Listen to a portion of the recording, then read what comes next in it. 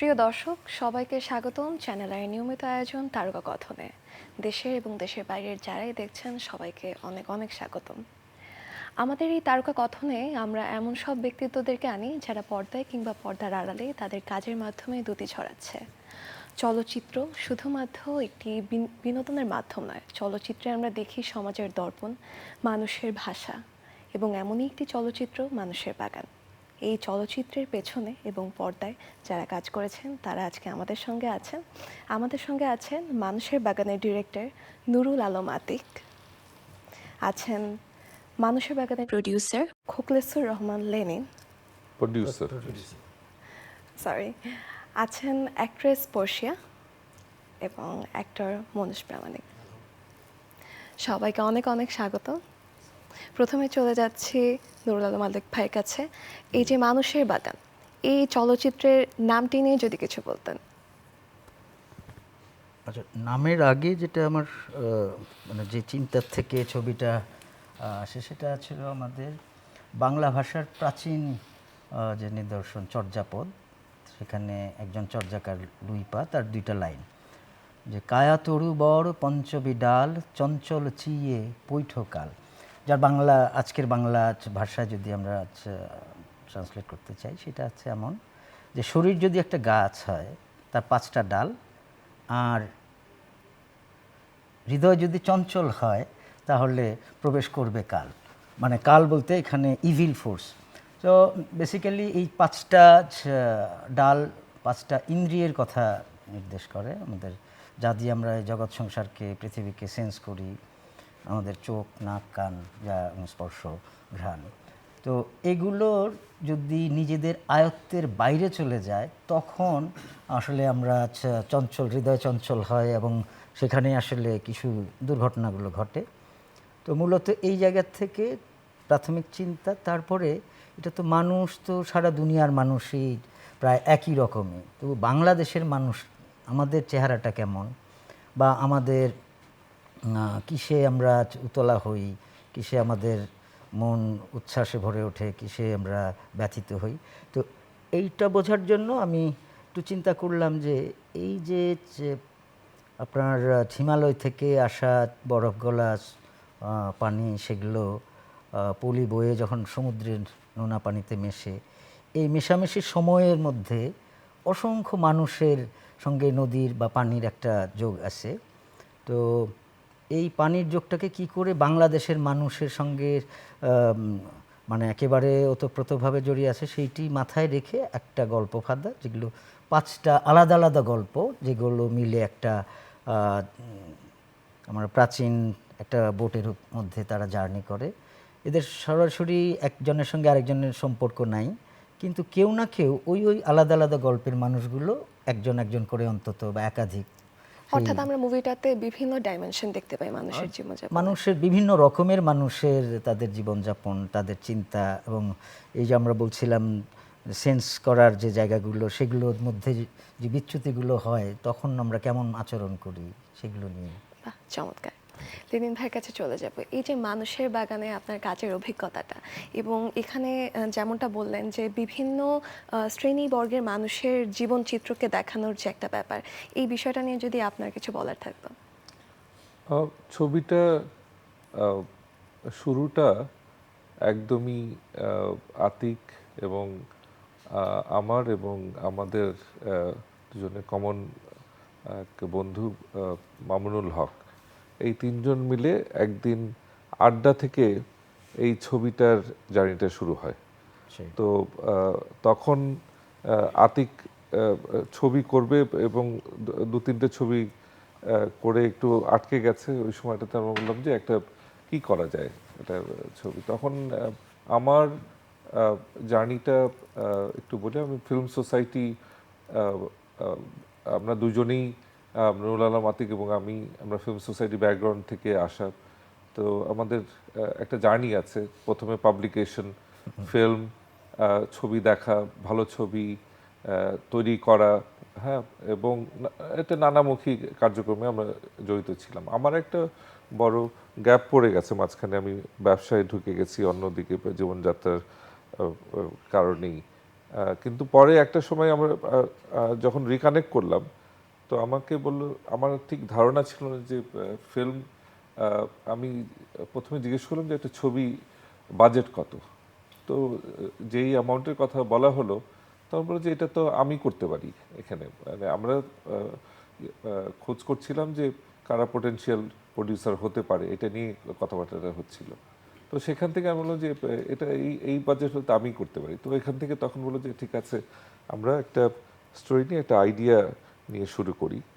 সেখান থেকে ওই একটা স্টোরি আউটলাইনটা ছিল, এই আতিক যেভাবে শুরু করলো, তা আমি চিন্তা করে দেখলাম যে ওভারঅল কনসেপ্টটা ঠিক আছে, তো স্ক্রিপ্টটা লেখা হোক। ওই এবং সেটা 2018 সময় 18-19-এই খুব তাড়াতাড়ি স্ক্রিপ্টটা শেষ হলো। এবং আমরা শুটিংয়ে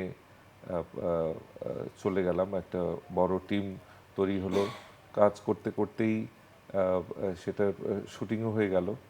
তো আমি নিজে প্রথমে একটু দূরত্ব বজায় রেখেছিলাম, যে আর্টিস্টিক ফ্রিডমের কারণে আমি একটু কম বুঝি, আমার ইনভলভমেন্টটা খুবই কম, কারণ এই দিকে অনেক বছর কাজ করা হয়নি। কিন্তু আমি কোনো একটা সময় এসেই এইটা ওই শুটিংয়ের পোস্ট প্রোডাকশনে খুবই ইন্টেন্সলি এটা যোগ দিলাম, এবং ওতপ্রোতভাবেই জড়িয়ে গেলাম। যদিও আমাদের এখানে একটা কনসেপ্ট আছে যে ফিল্ম প্রডিউসারের শুধু চেক কেটে দেবে, আর হলো এখানে অন্যরা টাকা পয়সা খরচ করবে। কিন্তু আমার জার্নিটা কিন্তু ওরকমভাবে হয়নি, কারণ আমরা যেই ধরনের ফিল্ম তৈরি করার স্বপ্ন দেখি এবং আগে দেখেছি, তো এই ছবিটাতে ওই রকমই হয়েছে। ফিল্ম প্রডিউসারের মানে মানে সবগুলো লেভেলেই এটা সম্মতির ব্যাপার ছিল, এবং এই গতিটা যাতে ধরে রাখে সেই জায়গায় ইনভলভ ছিলাম। এটা আমার জন্য একটা খুবই ইউনিক এক্সপিরিয়েন্স, প্রথম এক্সপিরিয়েন্স ফিকশনে কাজ করার। আমার ডকুমেন্টারিতে কাজ করার এক্সপিরিয়েন্স আছে। আমি অন্যদের ফিকশনে অনেক বছরের আগে কাজ করার এক্সপিরিয়েন্স আছে আমাদের ইন্ডিপেন্ডেন্ট ফিকশন ফিল্মগুলোতে। কিন্তু একদম শুরু থেকে শেষটা কাজ করার এটা একটা অভূতপূর্ব এক্সপিরিয়েন্স। ভালো খারাপ নানান কিছুই আছে, অনেক স্টোরি আছে। সে বিষয়ে আমরা আরো কথা শুনবো এবং আমরা ডিরেক্ট এবং প্রোডিউসারের যে কেমিস্ট্রি তা নিয়েও আমরা জানবো। চলে যাচ্ছে স্পর্শের কাছে। আপনাকে এর আগে আমরা নিয়মিত কাজ করতে দেখেছি, বড় পর্দায় সাম্প্রতিক সময় খুব কম দেখা হয়েছে, তো এটা দর্শকদের জন্য খুব ভালো লাগার একটা বিষয় যে আবারও আমরা স্পর্শিয়াকে একটা বড় পর্দার কোনো কাজে দেখব। এই যে মানুষের বাগানের সাথে স্পর্শিয়ার সম্পর্ক এবং অনুভূতি, এই বিষয়ে যদি কিছু বলতেন। আমার আমার আতিক ভাইয়ের সাথে কাজ করার খুব ইচ্ছা ছিল অনেক আগে থেকে। মানে আমি যখন কাজ শুরু করি ব্যাক ইন 2011, তখন থেকে আমার তার সাথে কাজ করার খুব ইচ্ছা ছিল, কিন্তু সে খুব কম কাজ করতো। মানে প্রায় মাঝখানে অনেক বছর কাজ করেনি। মানে আমি মনে মনে করেছিলাম যে আমি হয়তো শিল্পী হিসেবে এমন একজন পরিচালককে মিস করব, আসলে আমি হয়তো তার সাথে কাজ করার সুযোগ পাবো না। কিন্তু হঠাৎ করে আসলে সামহাও আতিক ভাইয়ের সাথে কানেক্ট করি, এবং আতিক ভাই তখন আমাকে বলে যে এরকম আমি একটা সিনেমা বানাচ্ছি মানুষের বাগান, ওটাতে এরকম একটা চরিত্র, এটা তুই ছাড়া হবে না। তো আই ওয়াজ তো লাইক হ্যাঁ ভাইয়া কবে, লেটস ডু ইট। তো এইভাবে আসলে আমার এটার সাথে যাত্রা শুরু, এই মানুষের বাগানের সাথে। এবং আমরা যে অনেক বিশাল টিম বিশাল বাজেট নিয়ে কাজ করেছি এরকম না, কিন্তু আমরা যে কয়জন ছিলাম এখানের, আজকে মনোজ আছে আমার সাথে, আমি আছি, লিনেন ভাই আছে, আরও আমাদের যেমন হচ্ছে প্রসূন আছে শিল্পী, আমার সহশিল্পী, তারপরে আরও অনেক গুণী গুণী শিল্পীরা এটার সাথে আছে। তো আমরা না একটা পরিবারের মতো করে কাজ করেছি এবং খুব এনজয় করে কাজ করেছি। আমাদের একজনের সাথে আরেকজনের হয়তো কম কাজ হয়েছে, মানে এই সিনেমাটার মধ্যে টাইমটা একটু কম স্পেন্ড করা হচ্ছে, যেহেতু সবার ভিন্ন ভিন্ন গল্প। যেমন আমার আর মনোজের গল্পতে আসলে আমরা শুটিং করেছি, আমরা বাকি আর্টিস্টদেরকে ওভাবে পাইনি। আমি তাও একটু যখন লঞ্চে শ্যুট করি তখন প্রসূন বা ওদেরকে পেয়েছি। কিন্তু তারপরেও আছে না যে যখন আমরা প্রোডাকশন মিটিং করছি বা বিভিন্ন সময় বিভিন্ন রিহার্সাল বা আলোচনার মধ্যে বসছি, কেমন জানি একটা মানে আমরাই আসলে মানুষের বাগান এবং একটা পরিবার, মানুষের পরিবার বলবো আমি আসলে, এরকম একটা বিষয় তৈরি হয়ে গিয়েছিল। So it was really different and of course no doubt যে it was a good experience. And তারপর তো আতিক ভাইয়ের সাথে আমার আরও কাজ করার সুযোগ হয়েছে আলহামদুলিল্লাহ। সো ইনশাল্লাহ ফিউচার আরও কাজ হবে। আমরাও ইট তাই ওয়াজ এ আশা গ্রেট করি। Experience actually. মনোজ প্রামাণিক, আপনাকে সবসময় দেখা যায় যে স্টোরি টেলিং যেসব নাটকগুলো থাকে কিংবা মুভি থাকে সেগুলোতেই বেশি কাজ করার। তো আমরা যতটুকু বুঝতে পারলাম কিছু অংশ দেখে, এখনও দেখা হয়নি বড় পর্দায়, তো সেই জায়গা থেকে এই মুভিটাও একটু সিম্বলিক। তো এই মুভির সাথে আপনার কাজের অভিজ্ঞতাটা আসলে কেমন ছিল? অভিজ্ঞতা খুবই ভালো ছিল। আমরা আসলে শুটিং করেছি কি বলবো যে রাতে, এবং আমাদের মজার স্টোরি আছে, সরি ইউ ক্যান সরি সমস্যা নেই, বলো। আমরা আমাদের শুটিং ছিল 2 দিন কি 3 দিনের, 2 দিনের শুটিং ছিল। 2 দিনের শুটিং ছিল আমার আর মনোজের অংশটুকু। এবং আমরা সকাল থেকে নিয়ে আমরা বলছি আমরা ব্রেক দিব না, আমরা টানা করে যাব, এবং আমরা টানা পরের দিন সকাল পর্যন্ত। হ্যাঁ হ্যাঁ। এবং এটা আসলে গল্পটাই এরকম ছিল যে মানে একটা সিকোয়েন্স বলতে গেলে এই পুরো অংশটাই সিনেমার আসলে একটা সিকোয়েন্সের মতো। সো এটা টানা শ্যুট করার প্রয়োজনও ছিল আসলে। এবং আমি এই গল্পের সাথে কিভাবে যুক্ত আমি জানি না এ পর্যন্ত, মানে কেন ডিরেক্টর, প্রডিউসার এবং যারা ছিলেন টিমে ক্যামেরার পেছনে তারা কেন আমাকে নির্বাচন করেছেন। তবে আমি একটা পয়েন্ট ধরতে পারি, সেটা হচ্ছে এই গল্পে আমার যে চরিত্র সেটা হচ্ছে শিক্ষক, ইউনিভার্সিটিতে পড়ায়, এবং আমি রিলেট করেছি মেবি এই জন্য আমি হয়তো কাজটা এজন্য। এবং অনেক কিছুই এটা ক্যারেক্টারটা করতে গিয়ে অনেক কিছুই আসলে আমি আমার মানে শিক্ষক লাইফের অনেক কিছু এখানে রিফ্লেক্ট হতে দেখেছি, এবং সেটা সিনেমা দেখলে আরও ভালো বোঝা যাবে। এবং তার মানে এই চরিত্র যে পুরোপুরি আমি তাও নয়, এটা বলার কারণ আছে, আতিক ভাই আসছেন। সো কিন্তু এটা খুবই ভালো এক্সপিরিয়েন্স ছিল। এবং আমিও আসলে আতিক ভাইয়ের সাথে অনেক আগে থেকেই কাজ করতে চাইতাম। তাকে তো ছোটোবেলা থেকেই আমি চিনি, তার সিনেমা দেখছি আমি ছোটোবেলা থেকেই, এবং সেই জায়গা থেকে তার সাথে কাজ করতে পারবো আমি, এবং এটা একটা বিশাল বড় আমার জন্য স্কোপ ছিল। হ্যাঁ, এবং আমি জানি না কতখানি আমি এখানে করতে পেরেছি, বাট ওই সময়ে যতখানি সম্ভব ছিল we actually tried for that. এই যে ব্যক্তি জীবনে শিক্ষক মনোজ প্রামাণিক এবং পর্দায় শিক্ষক মনোজ প্রামাণিক, এই দুইটা বিষয় কি মানে বাস্তব জীবনের সাথে খুব বেশি কানেক্টেড ছিল? কানেক্টেড ছিল আসলে, মানে সাইকোলজিক্যালি কানেক্টেড ছিল। এবং যখন আমরা অ্যাক্টিং করি তখন আসলে আমরা তো সাইকোলজিক্যালি ওই ক্যারেক্টার অ্যাক্টিং আমরা কানেক্টেড হই, এটা relate adapt করি। করে নেওয়া হয় আসলে। জি, সরাসরি হয়তো বা ছুরি দিয়ে খুন করার দৃশ্য থাকলে খুন করতে পারবো না, বাট সাইকোলজিক্যালি আমরা খুন করি কিন্তু, এবং আমি খুন হই। সো সাইকোলজিক্যালি ডেফিনেটলি, এবং অনেকগুলো ট্রেটস যেটা বৈশিষ্ট্য আর কি ক্যারেক্টারের, যে শিক্ষক আমিও শিক্ষক, সো ওই অনেকগুলো ট্রেটস আমি বিহেভিয়ারগুলো কীরকম হতে পারে, ডিলিংসগুলো কীরকম হতে পারে, মানে ওর যে ক্যারেক্টার ছিল স্পর্শিয়ার, সেই ক্যারেক্টারের সাথে, সো ওইগুলোতে আমি অনেক কিছু রিলেট করতে পারছিলাম আর কি। এগুলো হচ্ছে বলে কিন্তু নিজেকে একটু ফাপড়ে ডেকে আনতেছো, এটা মাথায় রেখো। কেন কিরকম? কারণ এই যে চরিত্র যেটা তোমরা নিশ্চয়ই তেমন নও, আমি ও, sure থাকি। আচ্ছা।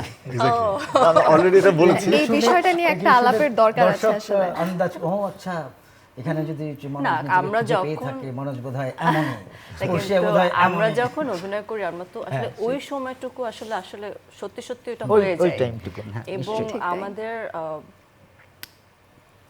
মনোজ আমার সাথে অ্যাগ্রি করবে আই এম শিওর, যে আমরা এই কাজটা করতে গিয়ে অনেক কিছু শিখেছি। আমি ব্যক্তিগতভাবে পার্সোনালি একজন অ্যাক্টর হিসাবে অনেক কিছু শিখেছি। শুধু যে আতিক ভাইয়ের কাছ থেকে শিখেছি এরকম না, আমাদের দেখা যেত যে মিটিংসে লেনিন ভাইয়ের সাথে অনেক গল্প হতো, আমি লেনিন ভাইয়ের কাছ থেকেও অনেক কিছু শিখেছি। যেটা হয় যে আসলে যখন আশেপাশে অনেক গুণী মানুষ থাকে, অনেক নলেজেবল মানুষ থাকে, ওখান থেকে অনেক কিছু ওই রুম থেকে বের হওয়ার সময় অনেক কিছু নিয়ে বের হওয়া যায় সাথে। একদমই তাই, মানে এক একটা মুভি আসলে এক একটা লেসন লাইফের, অনেক কিছু শেখা যায় সেখান থেকে। দর্শক, আমরা মানুষের বাগানের কিছু অংশ দেখে আসবো এখন। আমার মায়া করে তুমি সৎ মায়ের ভাত খাওয়াইবা না। অত নখরা করিস না, এটা নখরার টাইম না। পার্টির রাইতে এসে ঘুরে গেছে, অন্নাস্তা খাবি, খাইয়া 5 মিনিটের মধ্যে খালাস করবি। নবিতুন করছস কি তুই? হে পোলা আমার, হরে আমি বেসুম না, গলাখান টিপা পানিতে ফালাইয়া দিমু বই ওখানে। যখন টাকা লাগবে বলছেন তখন সাথে সাথে 3,000 টাকা আমি বিকাশ করছি। সব খেয়ে বই রয়েছে, আমি বইনের বিয়া ফালাইছি, তার বাচ্চা তুই। এই পেছনে রাইতে তো আপনি আমার ভয় ডুয়ে দিছিলেন। কিসের ভয়? ওই মিয়া, আমার গরু বেচার টাকা নিছে, শেয়ার ব্যবসার নাম করে আমার গরু বেচার টাকা ফেরত দেন। একদম বেয়াদবি করবো না। ওই বেয়াদবি কি দেখছিস তুই? নিজের আঁকাটা তো বউর কান্দের উপর চাপায় ভালোই গুছাই দিস। আমার সোনার সান বলাটা কই গেছে, কি খাইতাছে? আমার কাছে কোনো খবর নাই। আমার সান্তু, আমার কলিজা টুকরা। আচ্ছা, এই যে ছবিগুলো পাঠালাম, কিছু তো বলবেন? কিছুই বললেন না।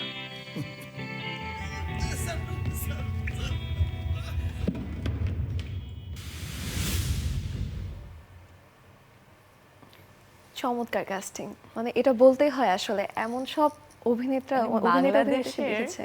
যত গুণী শিল্পী আছে, যত আসলে আমি আন্ডাররেটেডই বলবো, মানে সকলকে হচ্ছে কি আতিক ভাই নিয়ে এক জায়গায় এনে একটা মানে এটা বোধহয় আতিক ভাইয়েরই ম্যাজিক, যে মানে এই মুভিটার মাধ্যমে আসলে মানে ঠিক যে জনরাতে কাজ করে অভ্যস্ত অ্যাক্টর অ্যাক্ট্রেসরা তাদেরকে একসাথে করে ফেললো, মানে এটা ভীষণ চমৎকার। এবং আরেকটা বিষয় জানতে চাই, আমরা জেনেছি যে আন্তর্জাতিক অঙ্গনেও এটি এখন খ্যাতি অর্জন করছে, যেমন 15তম দিল্লির যে আন্তর্জাতিক ফিল্ম ফেস্টিভ্যালে এটি সেরা চলচ্চিত্র হিসেবে সোশ্যাল সাবজেক্ট ক্যাটাগরিতে বিজয়ী হয়েছে। এই বিষয় নিয়ে আপনার কি মতামত?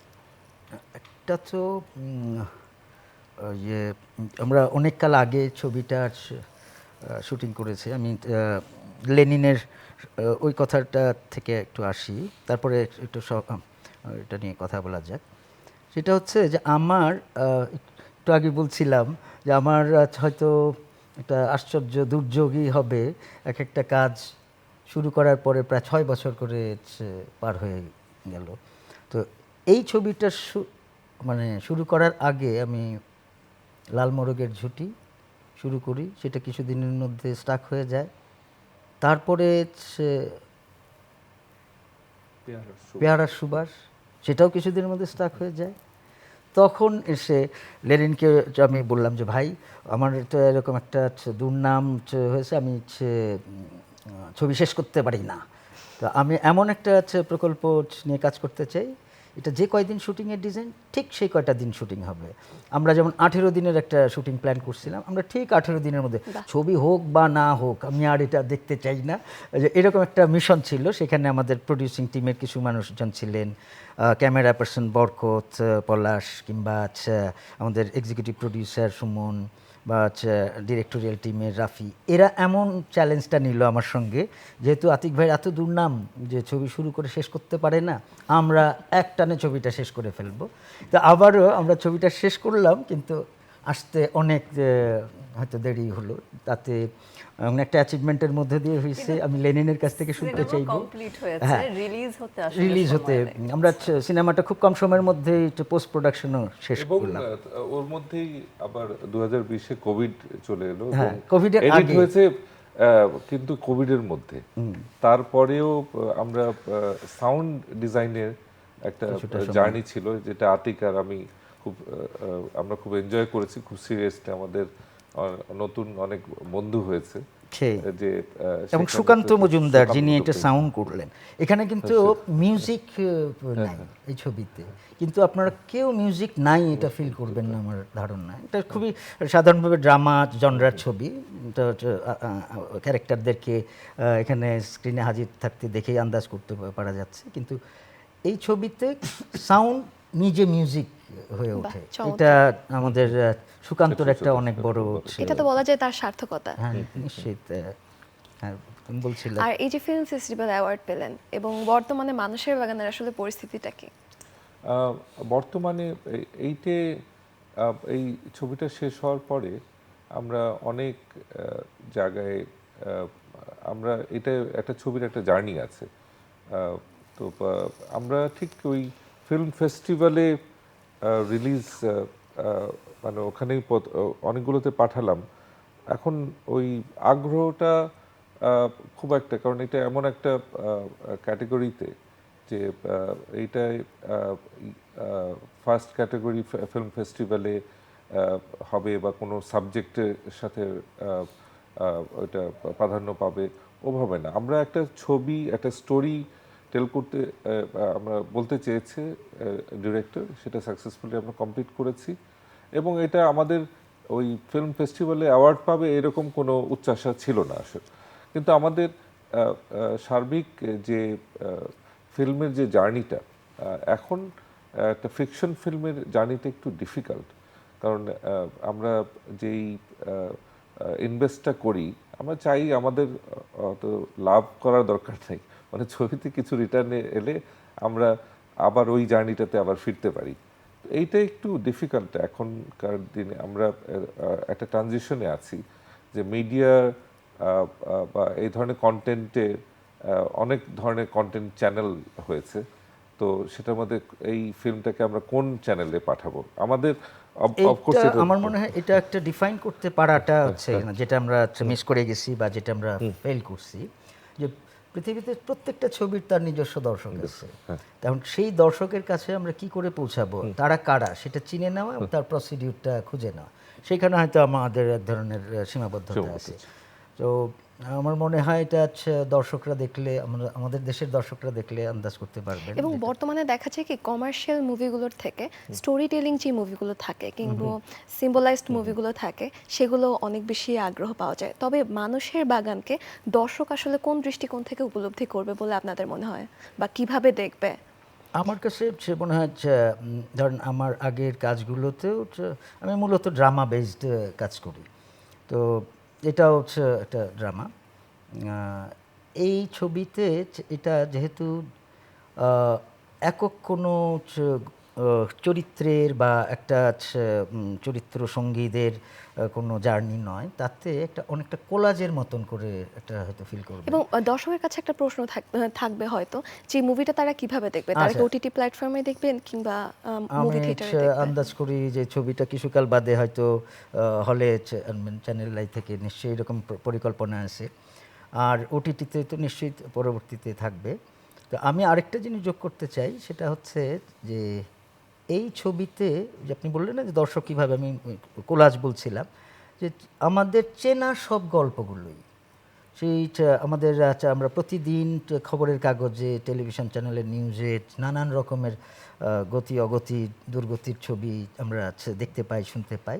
সেই ছবিগুলোকে একসঙ্গে করে যেই আমাদের অন্তরের যে বাংলাদেশটা আছে, মানে বাংলাদেশ তো শুধু মানচিত্র না, আমি হয়তো ভৌগোলিক জায়গার থেকে বলছিলাম, হিমালয় থেকে ইয়ে পর্যন্ত, সমুদ্র পর্যন্ত এই পল্লীর মানুষের মনের গড়নটা কেমন, তারা কি চিন্তা করে, তারা কেমনভাবে জীবনযাপন করে, বা পরস্পরের সঙ্গে সম্পর্কের জায়গাটা কেমনভাবে সেটা ডিল করে।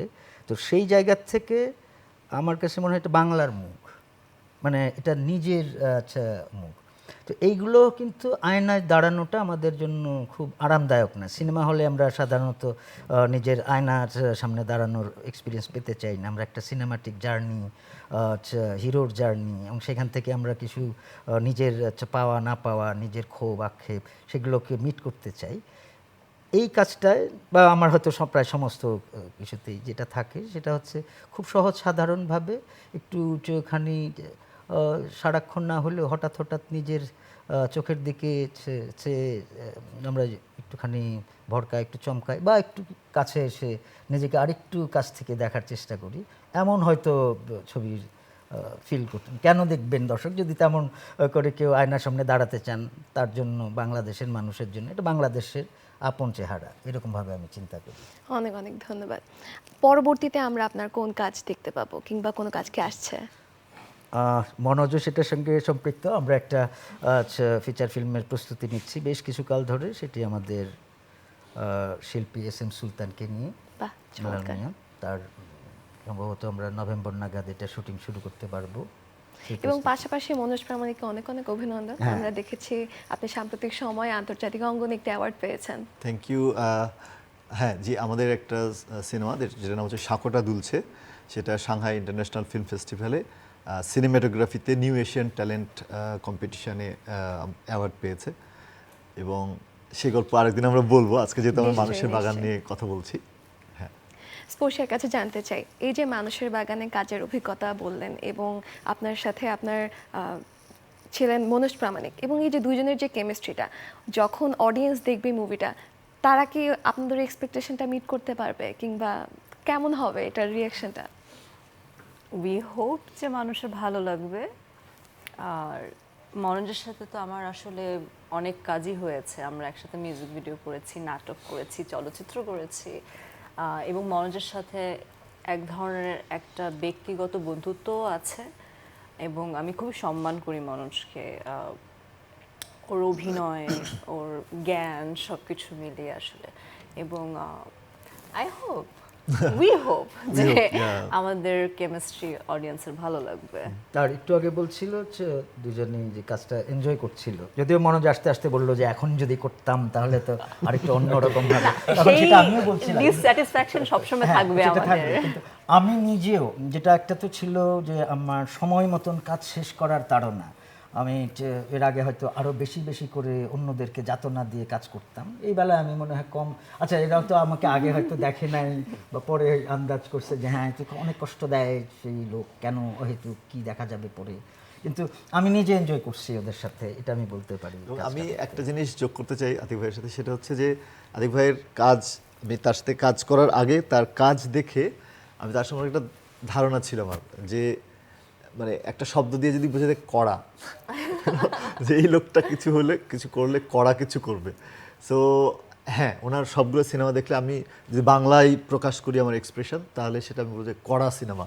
হ্যাঁ, এখন সব সিনেমারই আসলে অডিয়েন্স ভিন্ন, এবং যেটা আতিক ভাই বলছিল, মানে একটা সিলেক্টিভ কিন্তু অডিয়েন্স, হ্যাঁ হ্যাঁ, সব সিনেমার অডিয়েন্স আছে, এবং আমরা যতই আরো হ্যাঁ মানে পৃথিবীর সাথে কানেক্ট হচ্ছি সিনেমা নিয়ে, ততই এটা বুঝতে পারছি যে আসলে পৃথিবীতে অনেক মানুষ এবং সব সিনেমারই আসলে ভিন্ন দর্শক আছে। তো এই সিনেমার দর্শক খুঁজে বের করা হচ্ছে আমাদের এখন দরকার, যেটা আমাদের এখানকার প্র্যাকটিসে হয়তো একটু কম আছে বা এখন হচ্ছে কিছুটা, সেটা হলে হয়তো আমাদের এই সিনেমাগুলো আরো সাকসেসফুল হবে। আমরাও আসলে তাই চাই যে মানুষের বাগানের জন্য যে অডিয়েন্সটা আসলে দরকার, সেই অডিয়েন্সটা বাংলাদেশে তৈরি হোক, বাংলাদেশের চলচ্চিত্রগুলো আসলে আরও বেশি মানুষকে কানেক্ট করুক এবং আন্তর্জাতিক অঙ্গনে আরও অনেক প্রশংসা পাক। দর্শক, আরও অনেক গল্প থাকবে, আরও অনেক আড্ডা থাকবে। আজ আমরা শুনলাম মানুষের বাগানের কিছু অভিজ্ঞতা এবং এই চলচ্চিত্রের সাথে যে মানুষগুলো যুক্ত ছিলেন তাদের কিছু অভিজ্ঞতা। আপনারা সবাই ভালো থাকুন, সুস্থ থাকুন, চ্যানেল আইয়ের সাথেই থাকুন। তারকার সাথে তারকা কথনে।